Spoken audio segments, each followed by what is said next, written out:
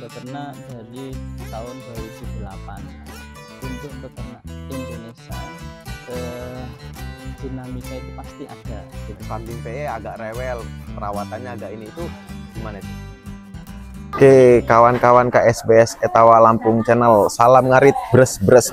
Balik lagi di video kita tentang kambing. Ini di depan kita ada seorang dokter yang juga peternak. Kita mau nanya-nanya mengenai kesehatan kambing dengan beliau.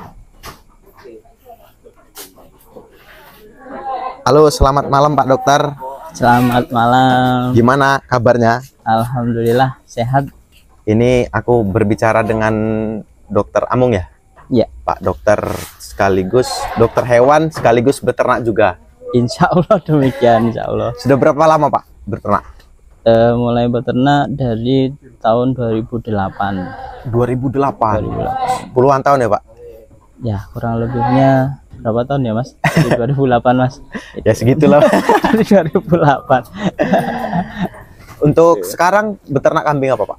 Kalau sekarang di kandang ada kambing PE, kemudian ada kambing Sanen dan juga Sapera.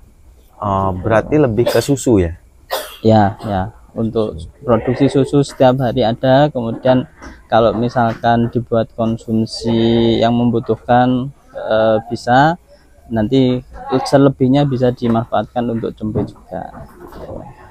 Nah ini Pak, kebetulan sampean kan dokter, diperjuangkan bukan kebetulan, jadi dokter diperjuangkan dan berternak kambing juga. Di sini aku mau nanya-nanya Pak, karena kita dari Lampung biasanya terutama kambing PE Pak ya, itu sebenarnya ada nggak sih Pak perbedaan perawatan kambing PE dengan kambing yang lainnya? Ini untuk kambing PE yang maksudnya yang diperkonteskan atau yang gimana Mas? Atau secara umum?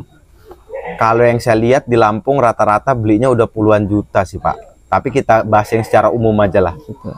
Ya, jadi mungkin kalau misalkan dari sisi kesehatannya, secara keseluruhan, kalau dilihat kesehatannya itu hampir sama semua. Semua jenis kambing itu sama. Gitu. Jadi selagi kita menjaga higien sanitasi kandang, kemudian kebutuhan nutrisinya tercukupi, kemudian juga kenyamanannya, tingkat stresnya dari kambingnya itu juga kita kontrol, insya Allah nanti kambing itu kalau kita pelihara dengan baik pasti akan memberikan impact baik juga kepada kita. Gitu. Kurang lebihnya seperti itu. Tapi kan biasanya ada rumor-rumor itu Pak, kambing PE agak rewel, perawatannya agak ini, itu gimana itu? Ya, jadi kalau misalkan dilihat dari perawatan atau tidaknya, setiap terutama di kambing memang karakteristiknya itu berbeda-beda. Nah, terutama kita harus tahu dulu fokus spesifikasinya itu kira-kira bagaimana. Memang kalau misalkan kambing PE itu sifatnya itu dual purpose Mas.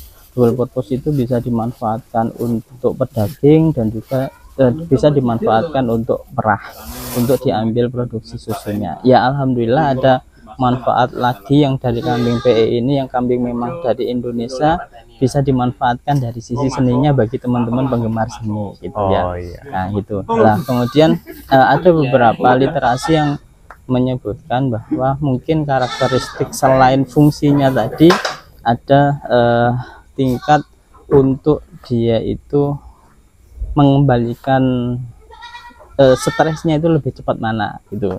Adaptasinya itu fase adaptasinya itu lebih cepat mana. Ya itu mungkin setiap karakteristik kambing berbeda-beda. Gitu. Itu maksudnya karakteristik tiap jenis kambing atau individu kambingnya?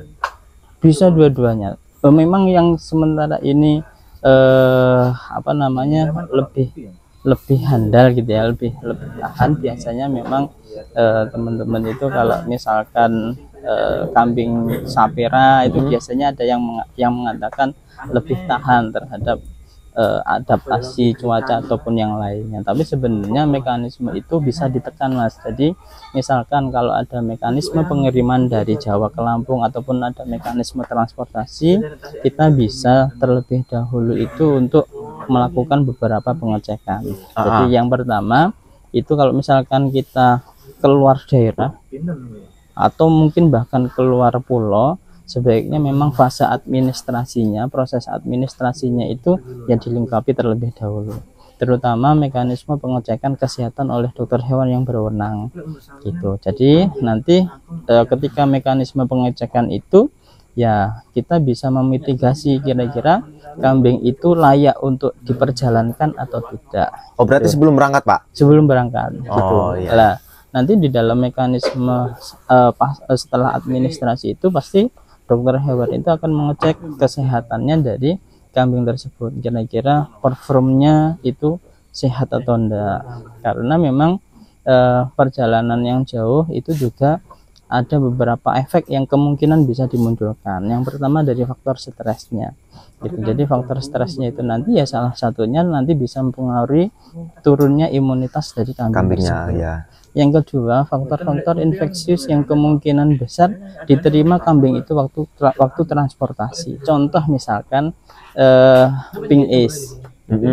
Pink ace itu ya selain faktor trauma dari debu, juga bisa faktor-faktor infeksius virus ataupun bakteri yang bisa menyebabkan gejala klinis mata di ternak tersebut menjadi agak berair dan lain-lain. Oh ya, itu yang matanya buram gitu ya Pak? Nah, sampai ke arah seperti itu. Jadi itu salah satu yang kemungkinan besar nanti bisa kita dapatkan kalau misalkan kita memutus faktor pemeriksaan di awal sebelum transportasi.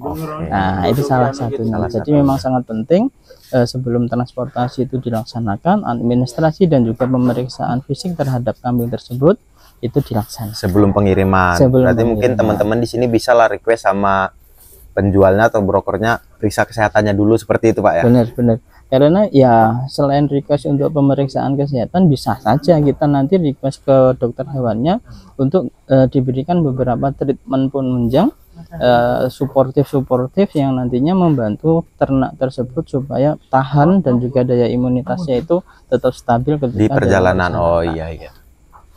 Nah kalau itu kan untuk sebelum perjalanan lah. Kalau kita spesifik ketika kambing itu sudah sampai di kandang gitu Pak, karena memang banyak yang saya perhatikan Pak ya, terutama untuk kambing PE ini, peternak-peternak di Lampung itu banyak yang, ya ini bukan menyalahkan, maksudnya banyak yang ambisi belanja langsung dari Jawa, nggak 1-2 ekor, banyak dengan harga yang menurut saya lumayan ini, tapi ketika kambing nyampe trouble apa segala macam. Ada perlakuan khusus nggak Pak ketika kambing itu nyampe di kandang kita? Oke, mungkin gini Mas, untuk saya membedakannya itu kambing ataupun mekanisme yang sifatnya itu fattening dan juga beberapa SOP yang sifatnya itu dairy farm. Jadi memang ada beberapa farm itu, terutama farm yang sifatnya modern, untuk kasus-kasus datangnya kambing, awal datangnya kambing itu ada SOP yang dijalankan. Ya, yang pertama memang kita harus memperhatikan pemeriksaan awal kesehatan pasca kambing itu datang di kandang. Jadi ada beberapa pemeriksaan kesehatan yang nanti ketika sudah goals, sudah selesai pemeriksaan kesehatan itu nanti dimasukkan ke dalam fase adaptasi gitu. Jadi ya itu di dalam fase adaptasi itu kita bisa memantau kesehatan, perkembangan kesehatan dari kambing tersebut, kemudian palatabilitas di kandang yang baru itu dengan pakan yang baru, kandang yang baru, suasana yang baru itu kira-kira gimana. Kemudian juga dilihat perkembangan kesehatan dan juga perkembangan yang target kandang tersebut inginkan. Contoh misalkan kalau di fattening penggemukan, ya otomatis di fase adaptasi itu nanti kira-kira ada nggak mekanisme adaptasi yang mengganggu untuk perkembangan dagingnya misalkan. Kalau misalkan ternyata di fase adaptasi itu kambing tersebut nggak mampu, yaitu nanti langsung disarankan untuk di afkir tahap pertama. Nah itu ya. Kalau misalkan mampu dan lolos, baru di kandang khususkan untuk dilanjutkan di pembesaran penggemukan. Nah, mungkin kurang lebihnya kalau misalkan kita bicara kambing kontes, ya tahapan pemeriksaan awal, kemudian adaptasi, bahkan di pemeriksaan awal itu di fase adaptasi ini memang perlu kita berikan tambahan suportif, termasuk pemberian obat cacing misalkan, atau mungkin vitamin-vitamin yang nanti merangsang untuk nafsu makan itu juga penting, sehingga nanti di fase adaptasinya bisa sangat maksimal kita kontrol dari kambing tersebut. Iya. Jadi ibaratnya kita begitu kambing nyampe bisa panggil dokter atau mantri yang ada di bener untuk gitu. pemberian vitamin segala macam. Nah, kalau untuk masa adaptasi tadi Pak, harus kita bikin kandang khusus kah atau gimana? Oke. Sebenarnya untuk fase adaptasi itu, jadi kalau menurut literasi Mas, kandang itu dibagi menjadi beberapa tipe. Ada kandang koloni, ada kandang individu, ada kandang yang sifatnya tail to tail dan juga head to head. Tail to tail itu apa? Tail to tail itu ekor ketemu ekor gitu. Nah, memang banyak literasi yang menyebutkan kandang tail to tail itu kita fungsikan untuk beberapa ternak yang sifatnya itu di proses perkembangbiakan, di breeding, gitu. Kenapa kok tail to tail? Itu nanti bisa membantu kita untuk ketika jalan di tengah langsung lihat bagian organ reproduksinya, sehingga kita bisa mendeteksi oh dia birahi atau enggak. Gitu. Nah, kemudian untuk yang kandang sifatnya head to head, kepala ketemu kepala, kita nanti bisa ngontrol palatabilitasnya dari ternak tersebut itu bagaimana, nafsu makannya itu baik atau enggak. Nah, itu bisa kita kontrol ketika kita membentuk suatu kandang yang head to head. Lah, termasuk untuk yang di kandang adaptasi tadi, ya sebenarnya kita kembalikan ke farm-farm tersebut, gitu kan ya. Kandang individu memang kita bisa ngontrolnya itu lebih detail karena per ekor nanti bisa kita amati, gitu. Nah, terlepas nanti ada beberapa kelemahan mungkin di kontrol populasinya yang nggak bisa terlalu banyak, misalkan kayak gitu karena keterbatasan kandang ataupun tempat yang tersedia. Tapi kalau kandang koloni itu nanti kan bisa memuat beberapa banyak ekor gitu. Tapi juga ada sisi negatifnya, mungkin ada trauma benturan sama temennya dan lain-lain yang bisa juga mempengaruhi dari faktor adaptasi tersebut. Iya. Gitu kurang lebihnya. Terakhir nih Pak, jadi karena memang kita di sini berbicara tentang kesehatan kambing, apa sih Pak sebenarnya, terutama kambing PE nih Pak ya? Nah, ini kalau aku ngelihatnya di kasus-kasus Lampung lah, kasus-kasus Lampung rata-rata peternak itu udah larinya ke kontes. Beli kambing PE itu gambarannya untuk kontes. Apa yang perlu kita persiapkan untuk itu Pak, terutama di kesehatan kambingnya? Oke, sebelum yang arahnya ke kontes ya Mas, jadi sebenarnya lebih kita sarankan dulu itu untuk memaksimalkan breeding Mas, karena breeding itu jantungnya peternak. Kalau bicara breeding ataupun mekanisme beternak secara keseluruhan, itu sebenarnya untuk mendapatkan hasil yang maksimal kita itu perlu menggabungkan dua hal. Yang pertama itu genetik, yang kedua itu ya manajemen secara keseluruhan, entah itu manajemen kandangnya, entah itu manajemen pakannya, entah itu manajemen kesehatannya dan lain-lain. Faktor-faktor lingkungan yang lain-lainnya juga harus kita pertimbangkan untuk menghasilkan suatu produksi yang baik, gitu. Nah, salah satunya yaitu yang saya sebutkan manajemen kesehatan. Nah, terutama untuk yang di kambing-kambing peranakan Etawa yang kali gesing, untuk mendapatkan hasil ataupun perform yang bagus, terutama di bidang kesehatannya, yang harus kita upayakan ya dari sisi nutrisinya, itu yang pertama. Jadi nutrisi itu harus seimbang, karena ada beberapa nutrisi yang jika tidak seimbang itu nanti bisa berpengaruh di aspek penyakit-penyakit metabolik gitu. Kemudian ya selain kandang, kemudian higien sanitasi, kebersihan kandang itu juga semuanya harus kita perhatikan gitu ya. Memang untuk yang kambing kontes ya mulai dari performnya, mulai dari kaki-kakinya pun kan juga dinilai. Gitu. Jadi otomatis ya kita harus mempersiapkan kaki-kaki yang kesehatannya itu baik. Nah, salah satu parameter mungkin yang diperhatikan di kesehatan kaki itu lameness Mas, kepincangan. Iya. Nah, jadi kepincangan itu ada scoringnya. Scoring dari lameness, dari kepincangan itu bisa diamati dari sisi cara dianya menapak, kemudian cara dianya jalan, kemudian bagaimana bentuk posturnya dari kambing ataupun sapi itu sendiri. Kalau contoh misalkan postur yang baik itu postur yang punggungnya lurus, misalkan kayak gitu.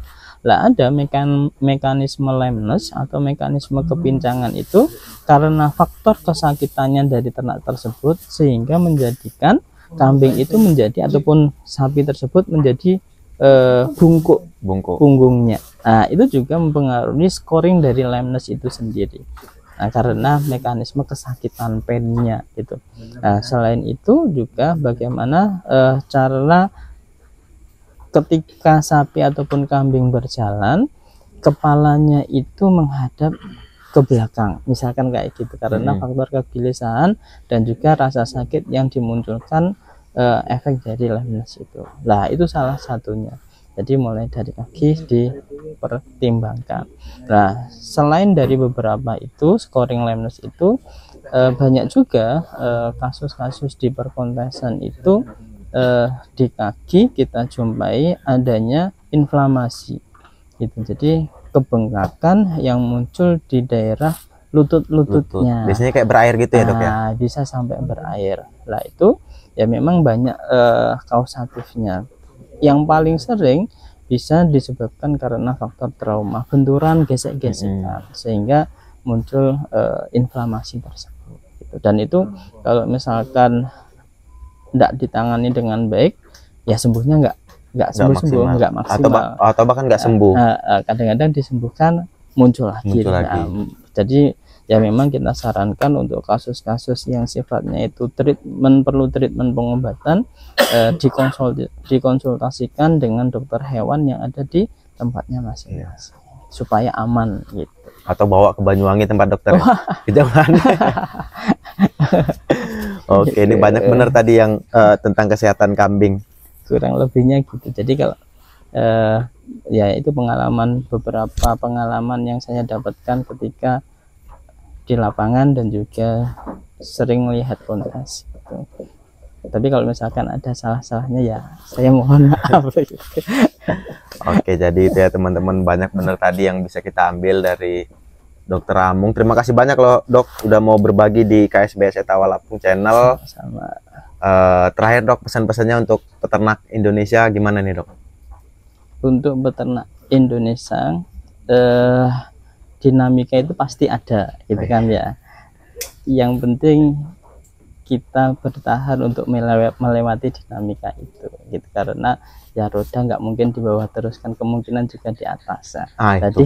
Jadi tetap semangat, tetap mengembangkan peternak kambing dan sapinya yang ada di Indonesia. Kemudian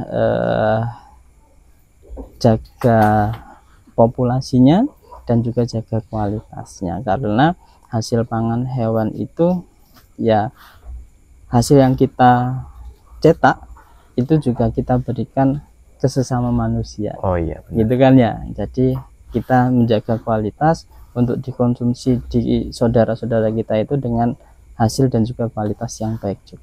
Oke, terima kasih banyak Pak Dokter. Maju terus peternakan Indonesia. Salam ngarit, bres bres bres.